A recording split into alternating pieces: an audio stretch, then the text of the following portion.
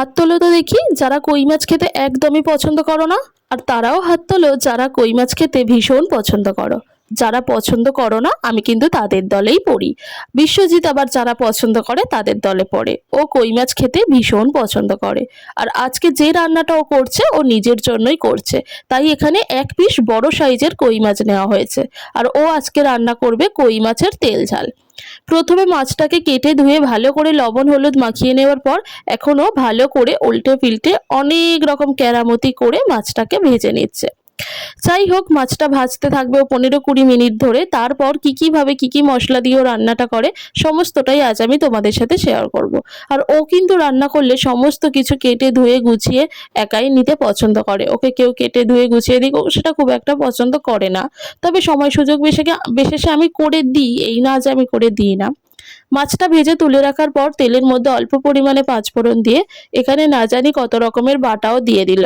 তার মধ্যে অবশ্যই পেঁয়াজ রসুন আর আদা এই তিনটে জিনিস আছে আমি জানি। ভালো করে তেলের সঙ্গে ওই বাটাটা নাড়াচাড়া করে নেবার পর এখনো বেশ অনেকটা পরিমাণে টমেটো কুচিও দিয়ে দিল। টমেটো কুচিটাও এখন বেশ কিছুক্ষণ গলতে থাকবে। দেখো এখানে আবারও একটু কিছু একটা বাটা দিল। ওর না একটা গুণ আছে, যখনও কোনো রান্না করে ফ্রিজে যা মশলা থাকে সমস্ত মশলা ওর যে কোনো রান্নায় দিতে লাগে। সেটা সয়া সস হতে পারে, চিলি সস হতে পারে, টমেটো সস হতে পারে, যাবতীয় কিছু। যাই হোক, এখনও কাশ্মীরি রেড চিলি পাউডার আর হলুদ গুঁড়ো দিয়ে দিল। দিয়ে আবারও বেশ কিছুক্ষণ সময় ধরেও নাড়াচাড়া করছে। আজকে রান্নাটা করার আগে আমি ওকে বলেইছিলাম তুমি যদি রান্না করো তাহলে সেটা ভিডিও করে রেখো। ও বাবা নিজেই বলল ভিডিও করব বলেই তো আমি রান্নাটা সবার শেষে করব, যাতে তখন রান্নাঘরে কেউ না থাকে, কারো তাড়া না থাকে, আমি ধীরে সুস্থে রান্নাটা করতে পারি। প্রথমে তো অল্প একটু জল দিল, দিয়ে মশলাটা নাড়িয়ে চাড়িয়ে নিল। তারপর আবারও বেশ অনেকটা পরিমাণে জল দিল। এখন যে জলটা দিয়েছে এই জলটাও কিন্তু পুরো ফুটিয়ে শুকিয়ে নেবে। দেখো এখনো ফুটছে। ও না, এই জলটা শুকালো না, এই জলটা দিয়েই ও ঝোল বানিয়ে নিল। তারপর ভেজে রাখা মাছটা দিয়ে দিল। আবারও ভেজে রাখা মাছটা দেওয়ার পর প্রায় 15-20 মিনিট ধরে কিন্তু মাছটা ফোটানো হবে। এই ঝোলের পাতলা ভাবটা কিন্তু থাকবে না।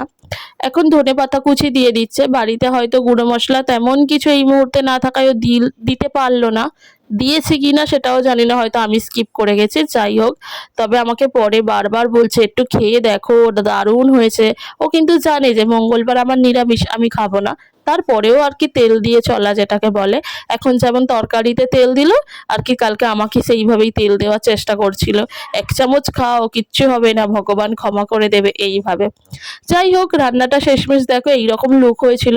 সত্যি বলতে কি দেখলেই তো বোঝা যায় খাবারটার কতটা স্বাদ হবে। দারুণ হয়েছিল।